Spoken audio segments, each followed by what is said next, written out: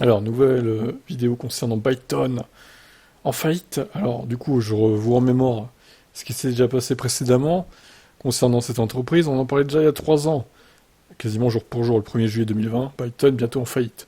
Il y a eu une deuxième vidéo le 27 avril 2021. C'est de pire en pire pour le constructeur qui est à deux doigts de faire faillite. Ensuite, le 7 novembre 2021, c'est la fin pour Byton qui devrait faire faillite dans les prochains mois. Et cette fois-ci, c'est la bonne.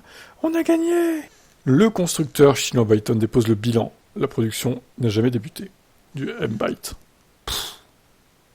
Les difficultés de Byton ont commencé en 2019, l'année même où son SUV électrique a été révélé en tant que produit fini au salon de Francfort en Allemagne. À l'époque, un financement par le groupe automobile chinois FAW avait échoué. Foxconn ayant mis fin à son investissement quelques mois plus tard, un autre bailleur de fonds, le service d'investissement du gouvernement de Nanjing, avait également stoppé le financement en 2021. Nanjing, Nanjing, Nanjing, Nanjing, Nanjing, principale unité commerciale de Byton, a été contrainte par un créancier d'entamer une procédure de faillite. La pré-production du SUV a démarré en octobre 2019 dans la nouvelle usine de la marque. À Nanjing, plus de 50 000 réservations pour le véhicule zéro émission avaient été faites. Cependant, des problèmes financiers et des pénuries dues à la pandémie ont incité l'entreprise à interrompre la production peu de temps après. Byton prévoyait de devenir une marque automobile mondiale.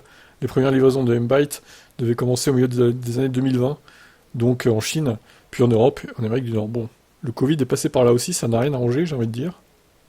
Il était équipé d'un immense écran de 48 pouces fixé au sommet du tableau de bord, ainsi que d'un écran supplémentaire sur la base du volant. Des variantes de batterie, la batterie standard de 72 kWh offrait selon Byton 400 km d'autonomie, et la 95 kWh 500 km et plus. Bon, cette fois c'est la fin, ça y est. Il n'y aura pas de Byton M-Byte.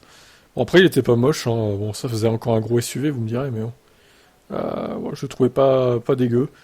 Donc une belle ligne, ça va. Bon, ben, malheureusement, il n'y aura jamais de véhicule de ce genre sur nos routes, ni sur les routes chinoises d'ailleurs. Bon, c'était prévisible en même temps, hein. Ouais, ciao.